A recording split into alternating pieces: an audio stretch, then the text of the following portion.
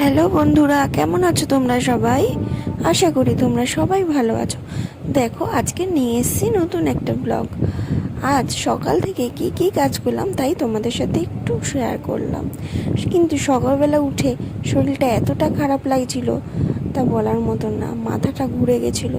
তারপর মাথায় তেল দিয়ে একটু বসে থাকলাম আর নুন চিনির জল খেলাম, তারপরে একটু ঠিক হলো।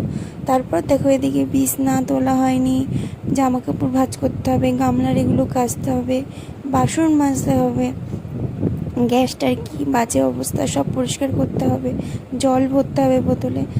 আর আমি এখানে বলছিলাম আমার ফোনে চার্জ নেই, চার্জটা দিই আর ততক্ষণেই কাজগুলো সেরে নিই, তারপর তোমাদের সামনে আসবো। দেখো, তারপরে বিছনাটাকে ভালো করে পরিষ্কার করে নিলাম, সুন্দর করে পরিষ্কার করে নিয়ে এদিকে আমি জামা কাপড়গুলোকেও মেলে দিলাম কেচে। তারপর বাসন মাজা হয়ে গেছে, গ্যাস পরিষ্কার করা হয়ে গেছে, তাড়াতাড়ি করে সব কিছু করে ফেললাম। এদিকে জল ভরেও আমি ফ্রিজে কিছুটা জল রেখে দিয়েছিলাম। তারপর দেখো, রান্না বসিয়ে দিয়েছিলাম ভাতটা, এদিকে মাল উল্টে দিতে বললো। তারপরে একটু কাজ করতে শুরু করলাম আর ছেলেকে বললাম একটু ভিডিও করে দে। তারপর ছেলে আমাকে একটু ভিডিও করে দিচ্ছিলো আর এদিকে আমি মাল উল্টে সবাইকে দিচ্ছিলাম।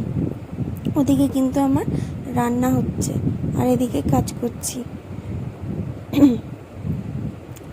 তারপর দেখো, এদিকে ডালটা ভাতও হয়ে গেছে, এদিকে ডালটাও আমি বসিয়ে দিয়েছি, আম দিয়ে ডাল, আর এদিকে রুই মাছ ভাজা করব, আর এদিকে কুমড়ো শাক আর তেলা কচু পাতা আমরা বলি সেটা। তারপর দেখো, একবারে তোমাদের সামনে আসলাম রান্না সেরে।